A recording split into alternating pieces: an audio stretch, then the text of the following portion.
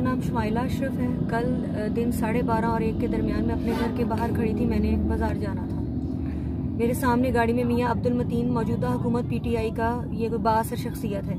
ये मुसलसल अपनी गाड़ी में बैठा मुझे गंदे इशारे कर रहा था। मैंने इसको इग्नोर करके मुंह दूसरी तरफ कर लिया तो ये अपनी गाड़ी से उतर के आया है और मेरे साथ इसने हाथापाई शुरू कर दी।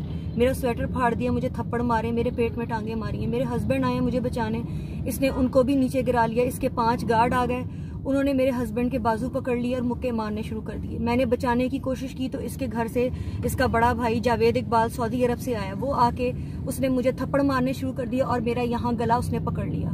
सारा मोहल्ला इकट्ठा हो गया लेकिन किसी ने हमें नहीं छुड़वाया। इसी दौरान मेरा ड्राइवर आया गफूर अहमद, उसने मुझे छुड़वाया इनसे। मेरे वालिद साहब आ गए, घर से शोर शराबा सुन के हम दोनों को छुड़वाया। मेरे हस्बैंड के पूरी शर्ट फाड़ के नंगा कर दिया। हम इसी हालत में थाने गए हैं बुरेवाला के। वहाँ थाने वालों ने हमारी कोई बात नहीं सुनी। उन्होंने कहा जी मेडिकल करवा ले जाके। मेडिकल करवाया, 24 घंटे से ऊपर हो गए, हमें मेडिकल की कोई रिपोर्ट नहीं दी जा रही है। वहाँ से पूछ के उल्टा इसने अपनी जाके फेक रिपोर्ट बना ली है कि इसके सर पे फ्रैक्चर आ गया है और हमारे ऊपर नॉन पेलेबल एलिगेशंस लगा दी हैं। डीपीओ विहाड़ी गए हैं, उन्होंने हमारी बात नहीं सुनी है। हमारी अभी तक FIR दर्ज नहीं हुई है। मुझे, मेरे शौहर शहजाद इस्मत और मेरे 3 बच्चों को मियां अब्दुल मतीन मौजूदा हुकूमत का बाअसर शख्सियत है ये।